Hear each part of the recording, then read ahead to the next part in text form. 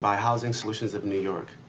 I'll start briefly by just giving an introduction of Housing Solutions of New York, who has been serving New Yorkers for over 24 years, operating across 5 boroughs, providing emergency housing, transitional housing, supportive housing, food access, youth services, and workforce development. Last year alone, we've served over 7,800 individuals, and nearly half of whom were families with children. But beyond the numbers, our mission is simple. We are committed to ending homelessness, and through direct service and/or system change to bridge policy and practice.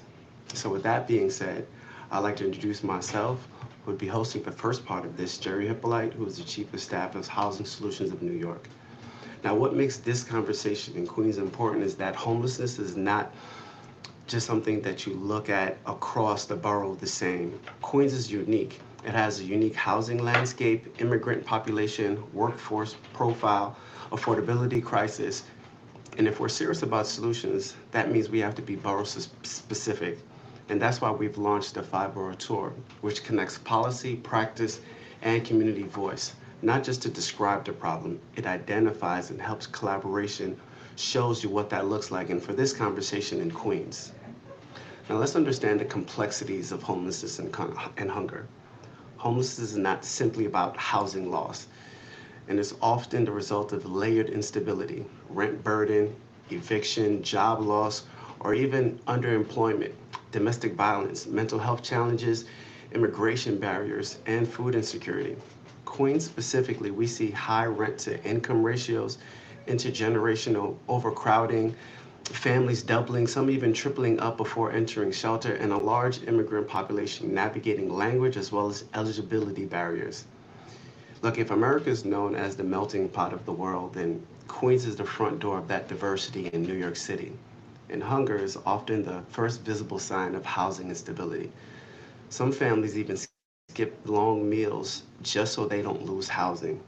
And that's why we must treat housing and food insecurity as a unified strategy. But now let's look at the data. What does the data tell us? Before we move further into solutions, we're going to anchor ourselves in some of the data that we're going to see. In most recent borough level hope analysis, Queens experienced a 46% increase in unsheltered individuals in surface areas. This is above subway level. This is the largest proportional increase among all 5 boroughs from last year to this. Now, no.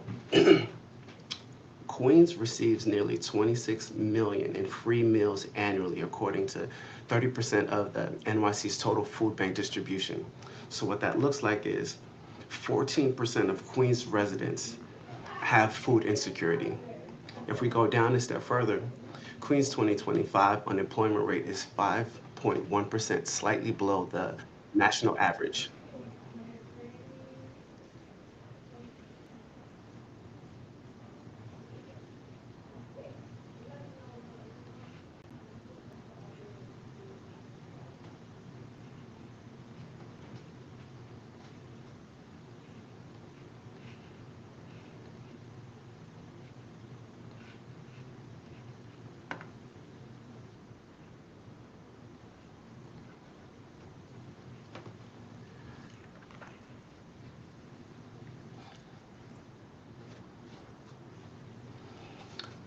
Apologies for the interruption. As we continue to look at the data, what it really tells us is it gives us clarity, and it actually helps us define what the issues are, and the clarity determines how we actually strategize for impact. And so when we speak about homelessness, it's structural and systemic. So when we talk about structure, the structure of homelessness is rooted in how housing and economic systems are designed. When rent rises faster than wages, when deeply affordable housing becomes scarce, historic disinvestment shapes neighborhood opportunity, instability becomes predictable. Because when we talk about it being systemic, that's when institutions that function day to day, those are the complex layers of rental assistance process, delayed benefits, limited language access, and more. This starts to remove the safety net that allows us to navigate even temporary hardships that can easily escalate to housing loss. And so this starts to become a cycle of instability. when structural pressures, systemic barriers collide with life events. Anything from medical emergencies, job loss, domestic violence, or even unexpected expense. And one missed payment turns into, and I'll allow you to fill in the blank. And so when we've talked about the data, we've talked about the systems, and we even talked about the structure. But homelessness is not theoretical, it's not anecdotal. It's the mother in Queens working full time, still choosing between rent and groceries. It's the child that's trying to do homework in a shelter after being displaced from their school community. It's the senior skipping meals just to keep the lights on. This is not a crisis of character, it's a crisis of affordability, access, and even accountability. And so the question is no longer why is this happening? The question is what are we prepared to do about it together? So as we move forward in this awareness to action, with that, I would like to invite our moderator, our host for today, Marley Warren.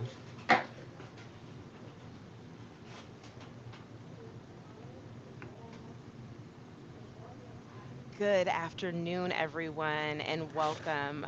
Thank you so much, Jerry.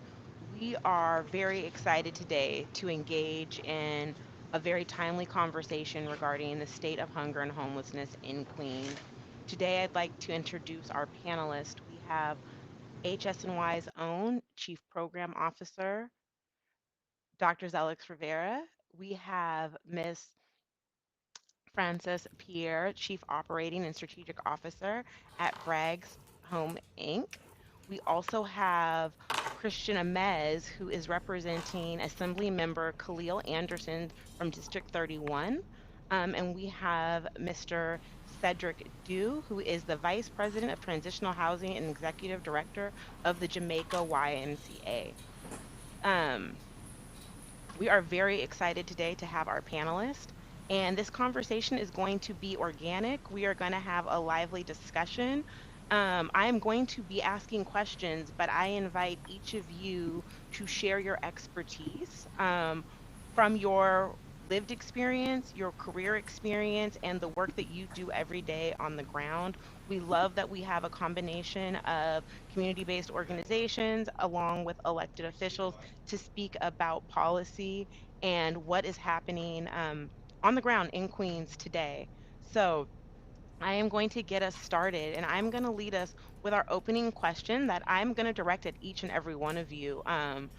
Please answer from your vantage point what feels most urgent about homelessness and hunger in Queens right now? And we will get us started with Miss Frances Pierre. Thank you so much, Marley. It's such a pleasure to be here today. When I think of the vantage point and what are the main issues, I think of Maslow's hierarchy, right? That there's basic needs that we have. And we have psychological needs, which includes food, water, breathing, sleep. Those are things that we need naturally, right? And then we also need safety. Safety being resources, employment, so and a place to live. So when I think about what are the real critical things, it's just the basic needs, right? And it's just not isolated to Queens. Thank you so much for that. Um, Christian, would you like to tell us from the Assembly Member's office, what are you guys seeing as the most urgent with homelessness and hunger? Well, first, let me thank everybody for organizing this and for all the those that are attending. We really value and welcome your participation in these discussions. But yeah, I mean, look, housing insecurity and food insecurity are the same flock. You know, very likely you see someone who is housing insecure and they are also food insecure, and vice versa. So you know what we need to find out is what's the common point here? The common point is affordability. The common point is the lack of resources and the lack of people being able to reach those resources. And so you know we see that there's something that has to be done with both because you can't tackle one without the other. Thank you so much. That is so very true. I can Dr. jump in here. S. One thing I'm going to highlight specifically about the great borough of Queens, and I'm only saying great because my niece was born there. The great borough of Queens is that some parts of it can be very hard to get to. There are some parts that are two fair zones, and I think when we're talking about the homeless, unhoused population, homeless shelters, as well as food. I don't want to call them deserts, but hard places to get food and groceries. That's the first thing that came to mind. That a lot of, and Miss Pierre can jump and tell you this too. A lot of these shelters are in areas that you have to get through by bus, two buses, one train, and there's no grocery stores. And so sometimes access to food is pretty hard for that population. And then also getting somebody from Queens to move out of Queens, not that I'm saying you should move, is also pretty hard, right? But convincing them to go to another part of Queens where they can get access, right, can also be a bit of a challenge when we're talking about the unhoused population. And I think just to piggyback on what you were saying, even at the shelters, they have food, right? Food is offered to them. But we deal with a diverse population in shelters. So sometimes you're saying save your money so that you can find housing, but they want to eat food from the environment, the culture that they're from. And that's not always the food that's offered in the shelter.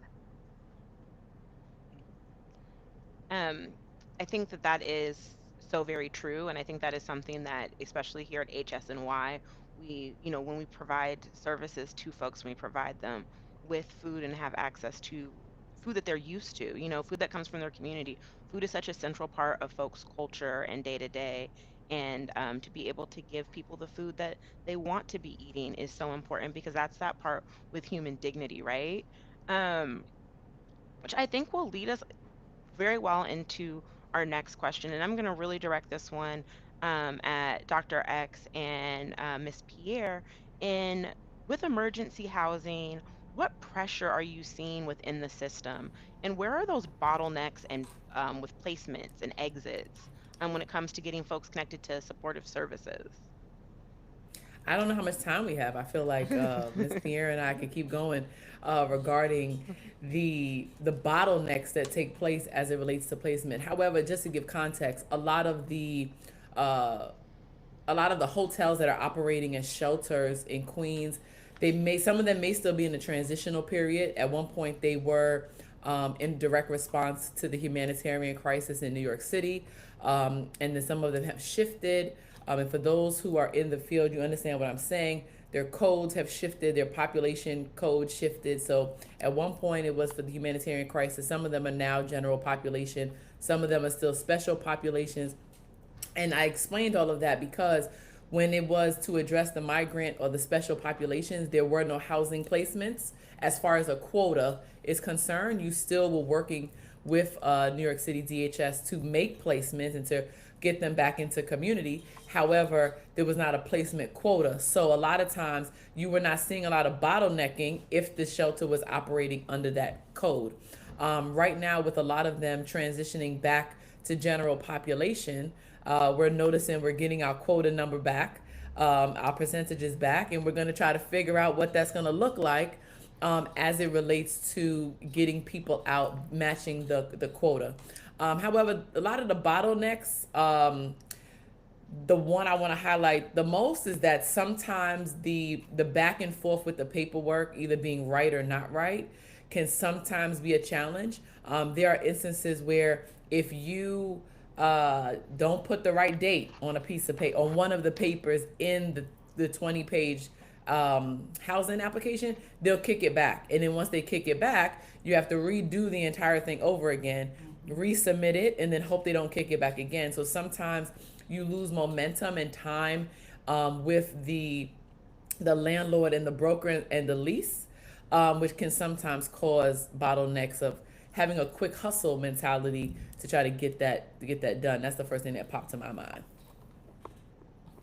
Yeah, I agree with you, Dr. Rivera, because the population we were originally seeing had to do with work authorization, getting them work authorization and appropriate documentation and things of that nature. But you're absolutely right. We're going back to our general population where we're seeing the standard of homelessness is a complex population that you're dealing with. They're not homeless just because they can't pay their rent, right? There are other complications that are connected with an individual or family that's homeless, and it may be connected with mental health or substance abuse or domestic violence. There's a multiple of issues that one comes into shelter with that our case managers have to navigate around. But I agree with you totally. The inventory for affordable housing is really a challenge. And then the vouchers that we're getting does not necessarily line up with the market, the rent market. And we have landlords that may not necessarily want to take them, although we know that that's discriminatory, right? But we do still have landlords that don't want to accept vouchers. So it's still that bottleneck that exists. And sometimes our clients unfortunately get comfortable in shelter. Believe it or not, as many people that don't want to come to shelter, some of them don't want to leave once they're there. So that can be a challenge as well. Or don't see an alternative. That may be their community that they identify with. Th- That is so very true. And when you think about that, like when you build a sense of community, right? Because everyone does want to have a sense of belonging. Um, but you don't want to get comfortable in a position where that you could move on from. Christian, I want to ask you, listening to Dr. X and Miss Pierre's response, when you think of it from the legislative perspective and what's going on in policy, where do you see opportunities for better alignment between Albany upstate and what's going on in your borough in Queens? Oh, well, thank you for that question because, right now we are at a moment where the legislature, the governor's office, and the mayor's office are all pro housing. Right now this is an opportunity that, we are all kind of jumping on. And I think it's because of the collaboration between these three, we are going to be expected to see some of the biggest growth in deeply affordable housing units to get approved in decades. I mean, everything from transit-oriented development to seeing where rezoning has taken place, where we can now get more density, and with more density, more opportunities for deeply affordable housing units.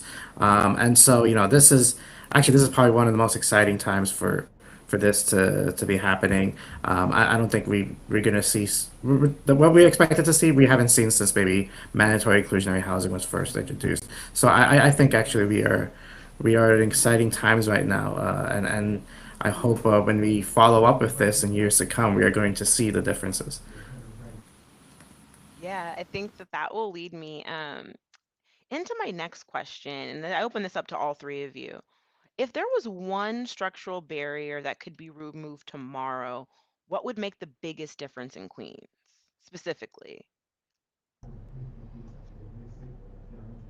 Um, I don't know if that was a tough one or not. I want to say maybe affordable or available housing options. And possibly in some parts of Queens. I also think if I can give an idea instead of I guess, yeah, more of an idea that some of these hotels, I think we should transition and make them housing, right? I think that the city and maybe some nonprofits and elected officials can start having conversations around transforming these hotels instead of having them to be shelters to actually turn them into affordable housing options. It's a great idea. I think for me, it's not just beds. It's not only food, not only the hours that we have home care, because we do home care as well at BHRAGS, but it's integrated systems that incorporate placement of housing. Like all aspects of the system that we work with has to be housing focused. And I know real short, the city council just had a whole thing about the individuals that were street homeless that died. They weren't all street homeless that died, but someone left the hospital, right, and didn't have a place to go. Like when we're discharging, do they have a home to go to? That the whole integrated system needs to think about where people are living and if the place they're living is adequate. I think that's a concern that we should all have, right? Because we all need a safe place to live. That's where my sanctuary comes from, is knowing that I can go home after my whole crazy day that goes on in my life is having a home to be in. Oh, and if this is a wish list, like if there was a genie we had and we could just we just snap our fingers, this could happen overnight. I would say that we just make it so that the basic needs, housing, food, water, shelter. That there's no price to this at all. There shouldn't be really. I mean, look, come on, like these are basic human rights, and no one should be deprived of housing, of food, of the things that they need to live. These are basic necessities. So if we could snap our finger, the assembly member would absolutely love to see there wouldn't be a price tag to any of the things. Everyone could have access to these items. I think that is brings us very much closely to our next question, because what something all of you mentioned are like our basic needs not being met, and that is something that everyone deserves to have access to. And with hunger and economic stability being a huge driving force in homelessness, can we talk about what's going on in Queens and how providers are responding to that part of the homelessness driver and food insecurity?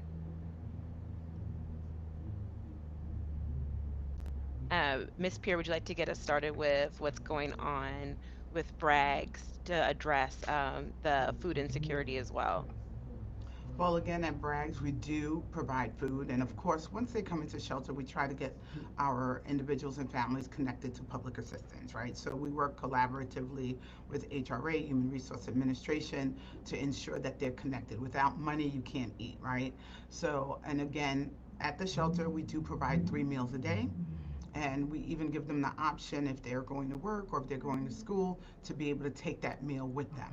But again, we do talk about being culturally sensitive to the food that people need. So, those are the things that we are doing right now in BRAGS.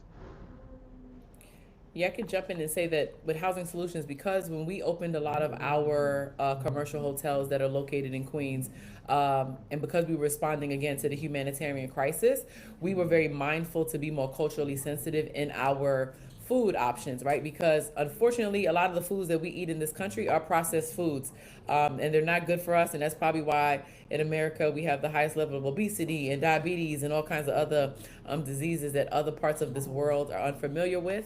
But what we did was we have a food and nutrition program, a premier food and nutrition program. And even though it's based in the Bronx, what we did is we expanded our pantry bags, and we made sure that those pantry bags were culturally sensitive, giving our clients access to food that they can cook as best as they could in a microwave, because again, they're in the hotels, as best as they could in a microwave or somewhere, so that way they can have some level of home while they were in our temporary housing situations. I think the other thing I'll add to that is with our vendors that we work with in the food and the food vendors that we have, they also do surveys at the sites to make sure that the food that the individuals are eating are something that is something that they like. So they do surveys, and and we look at the foods that we're discarding.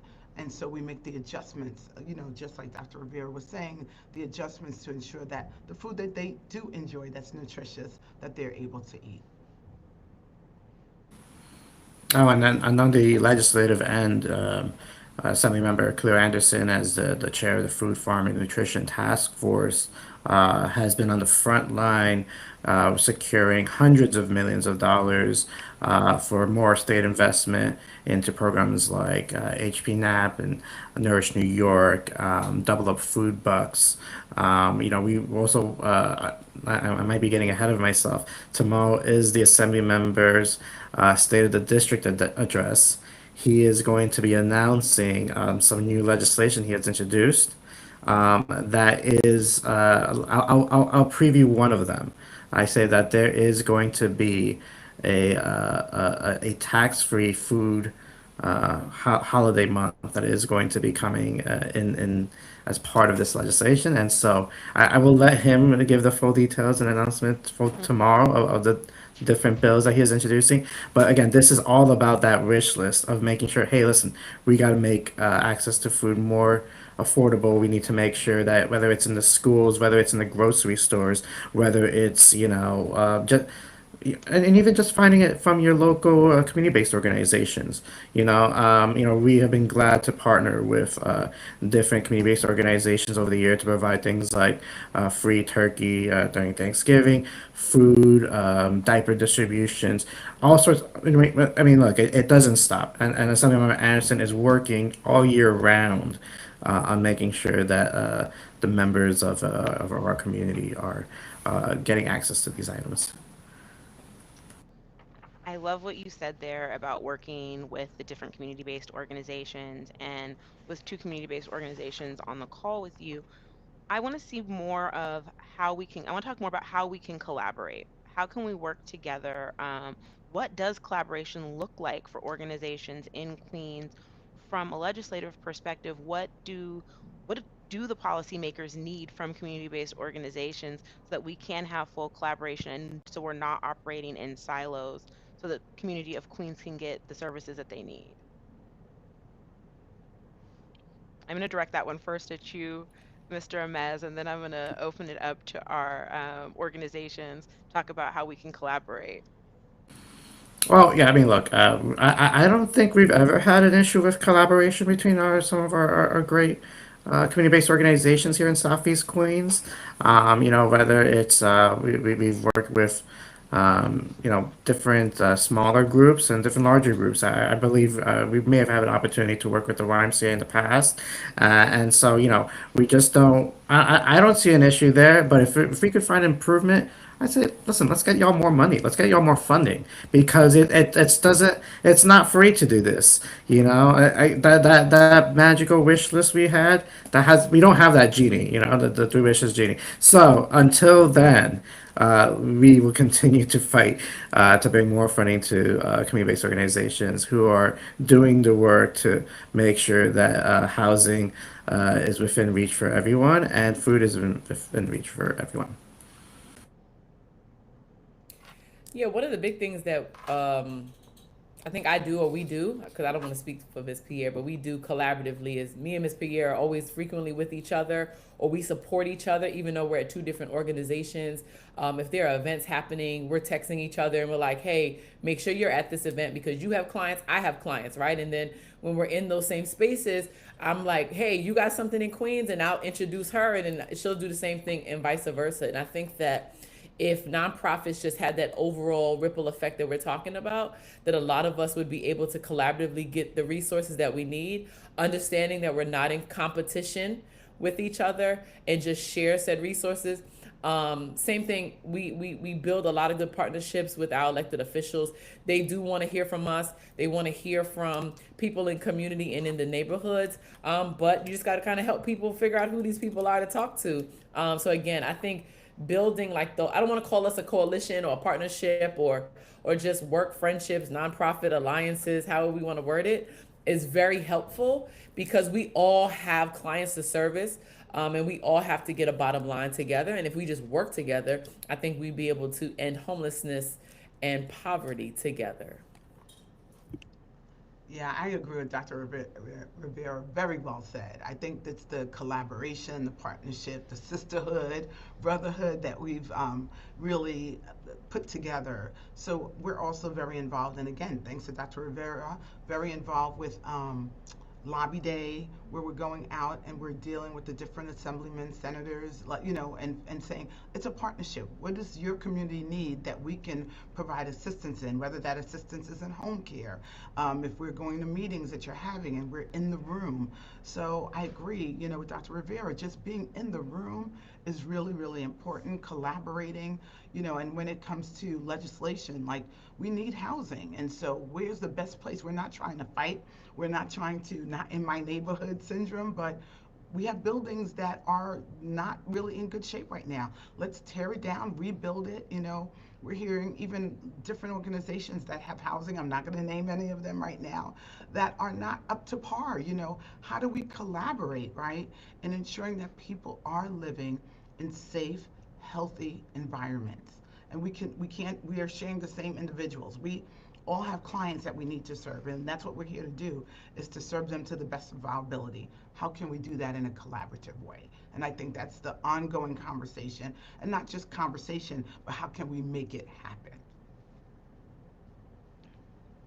Thank you for that from all of you. Thinking about being in the room and those conversations that are being had while folks are in the room together, we think about how to prevent and what preventative measures we could that need to be put in place. I know that, there's a lot of work that we're doing and there's a lot of work that needs to be done. So we think about on this idea of prevention and cross-sector coordination. I will get started with you, Dr. X. Where do you think that prevention needs to be focused on? You know, all of these questions seem to get more and more loaded, right? So I think prevention is definitely one of those questions. Well, it's one of those concepts that I think is actually underlooked and underutilized. And I think just as a whole, whether that's on a political level or whether that's on a nonprofit level, that we should pour more into. But on the other flip side of that, I think that we should also focus on aftercare. Both of those two things, a lot of times people overlook. We just focus, hey, they're in a crisis, we find them housing, we get them food, we move them out. And then, but we didn't think about, one, how could we have prevented them ending up in the shelter? How could we have prevented with more stronger laws around landlords? And the upkeep of apartments and all of those things. And then on the back end, there's not a lot of funding that goes into aftercare. Like most nonprofits throughout the last almost 2 decades that I've been in this field, we constantly want to talk about it and we want to try it, but there's no funding around it. And both of those two areas are really important as it relates to prevention as well as stability. But we can't highlight it. The other thing is, a lot of people don't know preventive measures, believe it or not, in New York City. Even with the master thing that we have called Google, a lot of people don't know what to write or what to find out or what to do. There are other organizations that highlight or that focus on preventing people from becoming homeless, working with them in the court system around evictions, and making sure there are options on how to pay your Con Edison bill in New York City, how to pay utilities way before anything gets cut off and way before you end up in shelter. However, there just seems to be a mass rush or a mass financial pour in into temporary housing, when I also think there should be some level of division on both prevention as well as aftercare. I want to keep adding the aftercare part because I know Pierre mentioned it when she said, you know, people get discharged from hospitals. We have a health home program too, and then they're just discharged, or they are released from prison, or you know, whatever happened, and it's just like you're just out there on the street with no support and no discharge plan whatsoever. So aftercare is a major important part of how we can kind of change the overall big system, the macro system. Prevention. So I always lean on my biblical sense of things, where you kind of stated it, Dr. Rivera, where our people perish for lack of knowledge. And sometimes people just don't know what's out there. And one of the things that we're seeing is, again, we have folks that don't know what to access when they're in need, and sharing information and how do we help them not to repeat the story over and over again? So working collaboration, sharing data is so important. So if I go to one facility and I have a substance abuse issue, how can I get connected to mental health at the same time without feeling that we're operating in a silo, right? So we want to make sure that we're helping to prevent issues from snowballing. We don't want the snowball effect that all of a sudden they lost their job. But were we able to help them to prevent them from losing their job, right? Because again, we talked again about if you don't have funding, if you don't have money, then you're not going to survive. You're not going to have a place to live. You're not going to have a way to eat. So how can we not operate in a silo? And I think that's the biggest part, right, of prevention. Is one of the things I used to say when I was commissioner is, if someone came to the Department of Social Services and they really needed Department of Aging, I would guide them to Department of Aging. I wouldn't say, that's not my shop. That's not what I do. Let me bring you to aging because you came to me because you're in need. So how can I address your need so that you're not out there aimlessly not knowing what to do? So I think being able to not work in a silo is very important, that I can go to Mr. Amez and say, what services that you have? I have someone that came to my door, but we need funding in this area. Do you know someone that offers that funding that I can go to and assist them? So I think we just have to remember that, again, this is a collaboration, this is a partnership, and prevention can only occur if information is shared, whether that be prevention or aftercare, right? Again, we're living in a society where people are living longer, right? And people don't know about trust. They don't know about, if you have, you know, by the time you need home care, if you have a house, you may not be able to get home care. Right? And so now you have a sandwich family where I may be a mother with a child, and now I have my mother in my house living with me. I'm stressed out. I have things that I need to do, but I have to take care of my mom and my kids at the same time. We have that sandwich generation. What are we doing to prevent right? Stress, burnout, and all that comes, lack of income, lack of food, medication not being taken care of. Like there's so much that occurs in that scenario.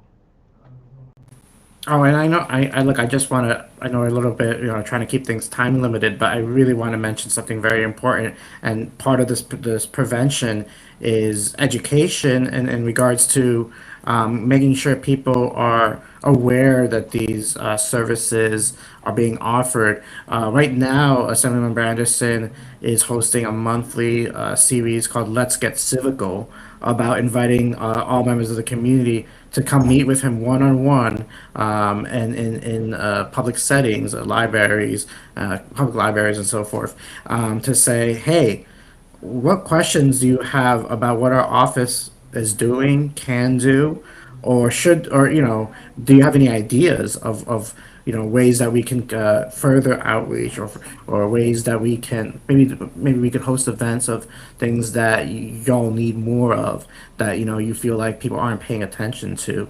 So and that's part. I mean, look, I don't think anyone has ever come into our offices and we had a community outreach staffer say, "Oh, well, that's a city problem or that's a federal problem." No, but you come into our office and you say, "I have an issue with, my housing voucher. I have an issue with, finding a landlord that accepts this. Things of that nature. We try to turn over any stone to make sure that they get at least the right referral to help them with those services, because I think, and we wish there was more people that did this, and I think that's part of the civic education, to let people know that they can go to their local representative's office, whether it's a city or state or federal issue, that's what they're there for.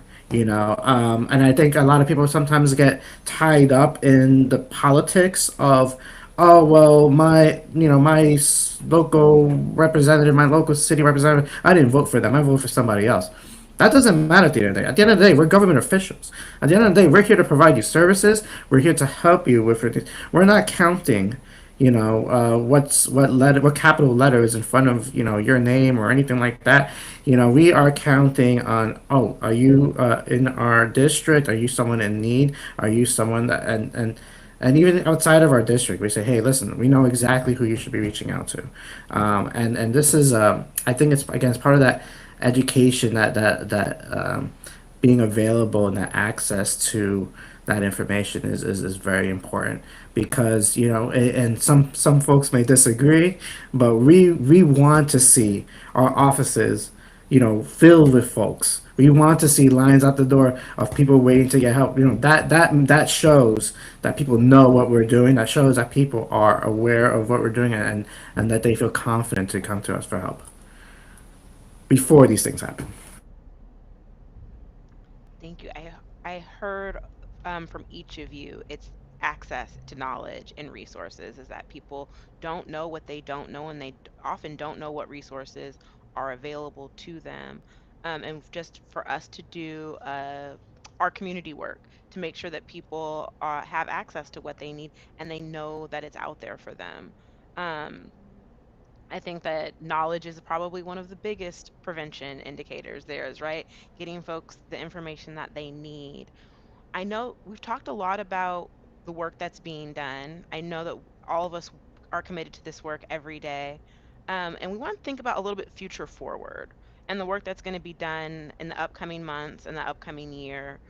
If when we do this next year and we're talking, this will be our second borough tour, and we're checking in again, what would success look like in the assembly member's office, Mr. Amez? What will that look like around? What would be something measurable that you could look at to say that progress has been made in this last year?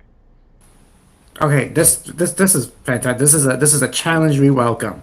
We say, listen, 1 year from today, we want y'all to come back to our district or to this forum. If we have this forum again, we can't wait if you do. We say, come back and let us report on how many affordable housing units have been opened or are under construction in the district, because this I don't want to get ahead of ourselves, but I see down the road some very exciting projects that are going to be coming not just to Southeast Queens, but to all of Queens. Like I said, I see that. I see this as a challenge that our office can accept. So come back 1 year from now. Let's see how many affordable housing units and deeply affordable housing units, that are within people's affordability, have been developed or are under development. That's our welcome. I love that. From the service providers aspect, what is something that will be measuring the work that you'll be doing that will be measured over the next year? I think Most of for our me, measurements will be oh, placements. Sorry, most of them that's will what be I'm. Go ahead. Go ahead. like most of it will be placements. Now that we're getting quotas and with the changes, and honestly, I do think that we'll see, based on what we're all hearing and what's happening in both with our elected officials, our mayor, our governor, all those kind of things, I do think that we will see a mass exit, or maybe I just want to manifest a mass exit out of our shelters, particularly around our commercial hotels. And then I'm hoping somebody listening in runs with the idea to help some nonprofits turn some of these buildings into affordable housing, right? Because those hotels can be studios, right? Or any type of great idea to try to turn it into an apartment building instead, to help the overall problem. But I do think that there will be a mass exit because we'll have a lot of housing or at least voucher opportunities for our clients to move out into levels of affordability throughout New York City and in Queens. I like that answer a lot. And I'm going to pivot just a little bit, and I'm going to say that we've trained our staff so well in shelter that they know how to help the individuals and families that are coming in with the barriers that they're coming in with, and helping them to fill that gap, so that not only do we have a mass exit, but that they don't return back to shelter, because we've put the right things in place to sustain them in the community. So for me, that would be a beautiful thing, right? And that we're all working collaboratively, whether it be Office of Mental Health, Department of OASAS, all the departments are working well enough, and they have a computerized system that they understand the people that are in our system, so that when there seems to be that gap about to occur, prevention, that they can get in there quickly to decrease folks coming into shelter and staying out of shelter. So that's the goal. And more housing. I can't wait to hear how many more supportive housing will come up, affordable and supportive housing that'll come up. That's the goal. Thank you. And yes, add supportive housing to what I just said. I love that. As we get ready to wrap up and open things up for questions from the folks who have been listening to this wonderful conversation, is there anything else that I didn't ask or that you want to highlight, from the work that's being done at your organization or collaboratively across, especially in regards to supportive and affordable housing? I'd like to give each of you a moment here to just give some final thoughts, for today. I think the one thing I'd say as I'm approaching my senior years, is really looking out for our seniors. Like, do we have enough services available? Senior housing, senior supportive housing that's out there. We're seeing a lot more frail medical folks in our shelters, and do we have that resource that they need to live can't say the word, successfully in the community? So I'd say, how do we address our seniors? I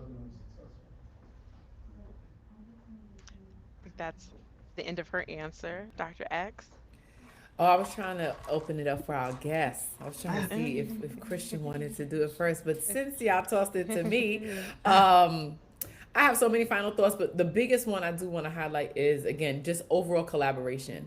We all have very similar goals, especially when we talk. Like every elected official, especially the ones in Queens, I do want to highlight the ones that I've met in Queens, particularly. They all have the sense of collaboration. They all want to get food access in their communities. They want affordable apartments and housing in their communities. And then we want the same thing. And then Pierre wants the same thing at BHRAGS. And then we have other colleagues. They all want the same thing. I think that now we have to just put um, put some elbow grease in the fight or whatever the sayings are, where we all come together and actually start brainstorming like, what is this going to look like? How can we collaborate together? How can we all build affordable housing? I mean, I might be thinking too radical or maybe too out of the box, but how can two nonprofits come together and start affordable housing for elderly people, right? So how can we start doing that with the support of our elected officials, but just coming together and again, stop thinking or operating as agencies in silos, but always operate as collaborative teamwork so that we can address the issue collaboratively. Oh, and I will definitely throw it back to you, Dr. X, because I'm going to end my statement with a question for you, a soft question. But I'll say is that one thing I wish people, and that our office wants people to know more about is to have that confidence to be able to reach out to local elected offices and community-based organizations to remove the stigma of asking for help, of saying that there is a need that that you're facing, whether it's a housing need or whether it's food insecurity. Because one thing we touched on earlier was how New York City is a melting pot. Queens is the biggest melting pot in the world, and where you have all these cultures, all these folks from different countries, from different religions, from different backgrounds, they all come with a different sense of, what is dignity to them, and what pride they might have under certain things. But there is nothing undignified about reaching out to say, hey, listen, I want to go to my local elected who said that they want to help with housing or they want to help with food insecurity. There's nothing undignified about going to that local representative's office saying, hey, listen, I need that help that I know y'all were wanted to provide. That this is that time. Or going to their local community-based organization who is offering maybe free services or free Thanksgiving meals. I know this just happened a few months ago, but I have told people who, they never ask. They never ask for when is that free turkey distribution happening. I've gone to them and said, hey, listen, just letting you guys know this is happening this week. Please come by. We just love to see you, even if you don't want a turkey. We'd love to see you. We just want to like you to come by. And it's not about we want to try to do whatever we can to lift that stigma, to lift that feeling of that this is not something that they should feel unproud of. No, I mean, it's something that we wish that's our wish. That's what we wish we could communicate more to folks. That there's nothing undignified about that, and it's sometimes starts at home. It sometimes starts with feelings of shame around their family. Some folks don't want to admit to their families that are maybe distant. Maybe they have distant parents or distant relatives, and they don't want them to know that they might lose their house. They don't want them to know that they are cutting coupons for food. They feel I wish what we could do more of is to remove the stigma and shame from folks seeking support. And Dr. X, I'm going to ask you: is there any shame or stigma that the public visiting right now should have for asking us any questions that they might have? I don't think so. I don't think there should be any shame, but I do know the history and the roots of why people don't ask for help. However, this is 2026 and we are in the world of media and we're in the world of knowledge at our fingertips. So I do think that we should break that stigma and break that stereotype of saying, oh, I'm not going to ask for help. No, ask for help, right? Particularly like, here at HSNY or me in particular, I have no issues calling somebody who's been there longer than me, who's learning something new. We'll learn it together. I have no problem, calling an elected official and saying, hey, can you support us here? What do you know about this? Because that's the only way I'm going to be able to offer better services to the clients and to support staff. So for all of those listening to us today, reach out to your person or your elected official, or go to the office. They all have district offices. Or if you're in a nonprofit, speak out with your executives, right? And ask them, hey, can we do this, or can we ask for this?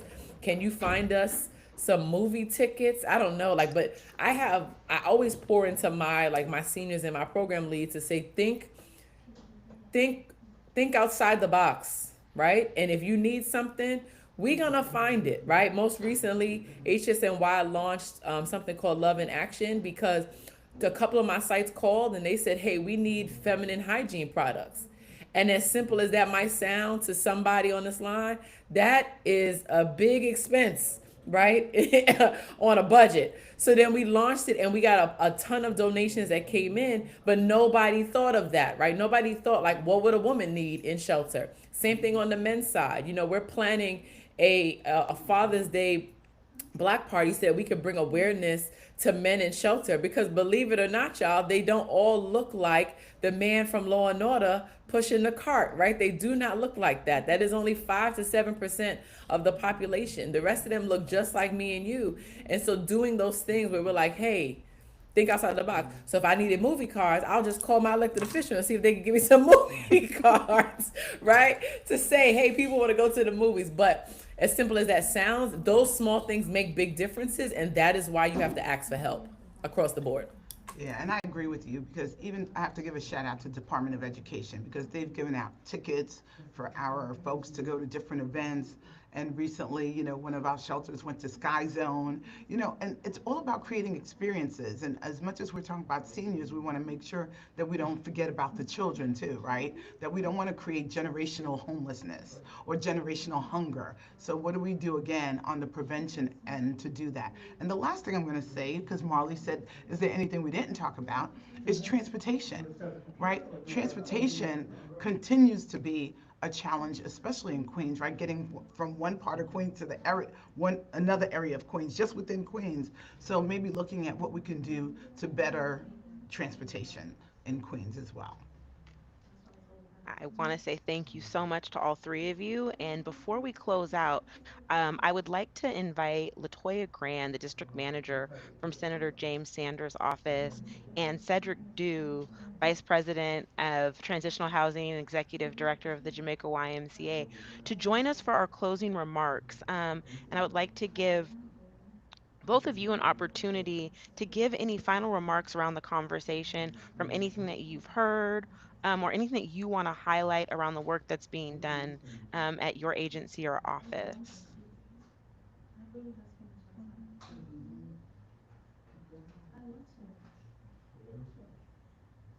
Hi, Miss Grand. Grand, how are you today? Hi, how are you? I had to go back out and come back in. We're doing very well. Thank you for joining us for the closing part of the conversation. Um, Folks, we've been having, I'm sure you've heard the conversation from the green room. Is there anything you want to say around the work that's being done in the senator's office around hunger and homelessness in Queens? Well, I will say on behalf of the senator, our Senator James Sanders Jr., he believes that addressing homelessness and hunger in Queens requires coordination solutions that combines housing stability, behavioral health care, and community partnerships, because no one issue exists in its isolation. We can't do this alone. We need our community organizations, we need our nonprofit organizations, and we also need our churches to make sure that we are doing this together to combat this crisis. I will also say that our Senator James Sanders Jr. has taken part in initiatives that directly attack these issues, such as the Housing Access Voucher Program, which this voucher will provide direct support for families and allow them to access and keep stable housing, in addition to um, the universal school meals, which allows every child and every student to have free lunch and free breakfast in any public school that they're attending.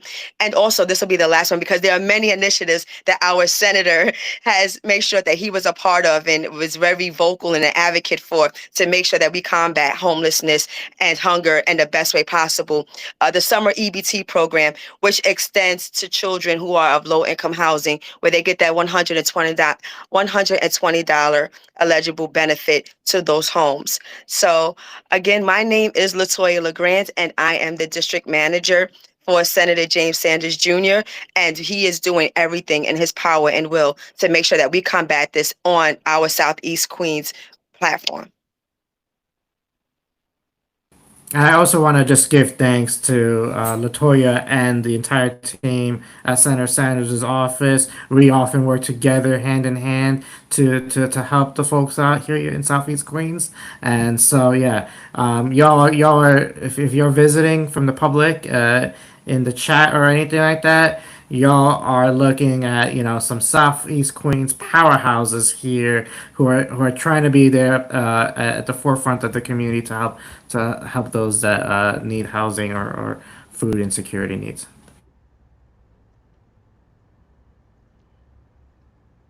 Thank you so much.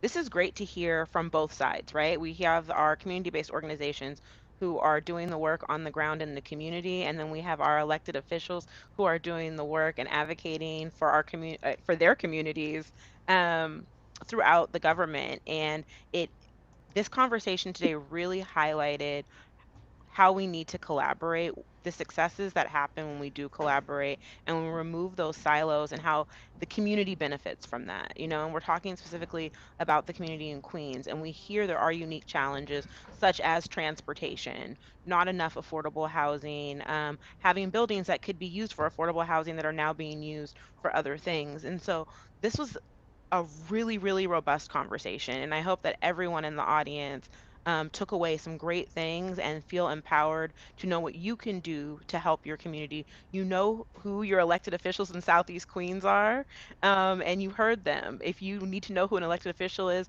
in another area, I'm sure they will point you in that right direction.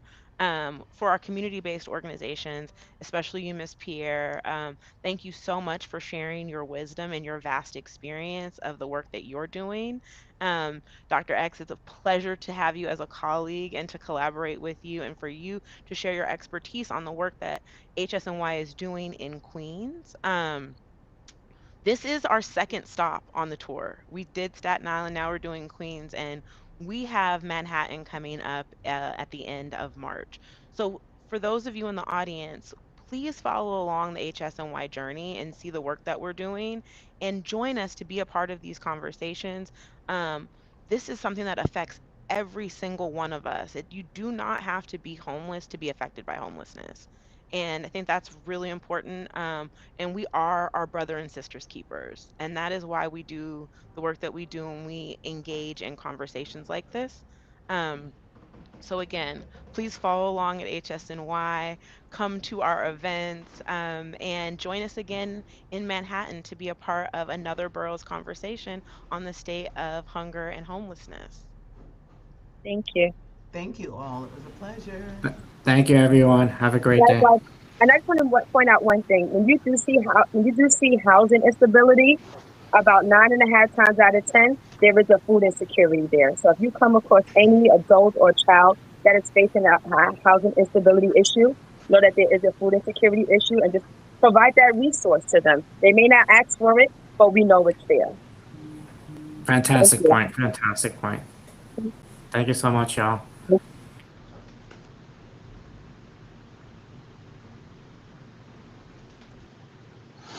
Again, we thank you all so much for joining us today. We thank our panelists for being here. If we could put up the slide real quick, there's a couple of other events that we want to highlight right now after this space. We have a podcast coming up, everybody. If you don't know it, you need to go to our YouTube, check out the One Step Away podcast that really takes a deeper dive into the conversation, into the work that's happening across the sector.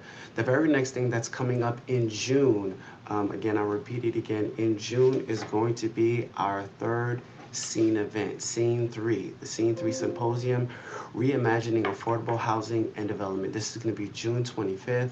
Please go on our website and begin to get more information, sign up, get your tickets, and that'll actually bring me to the very next thing, which is our QR code. Our QR code really is going to speak to all of the work that we're doing, all the events that are currently happening. And with that, going back to our sponsors, they are having events too. So please go on the Assembly website for Khaleel Anderson. He has an event, a massive event that's happening tomorrow. Same thing for Senator Sanders Jr. Support the community and allow the community to reinvest back. Homelessness is a right. And with that being said, we want to say thank you to all of the people who came and viewed today. We're excited for our next stop, but most importantly, we're appreciative to share this space with you. With that being said, thank you and have a really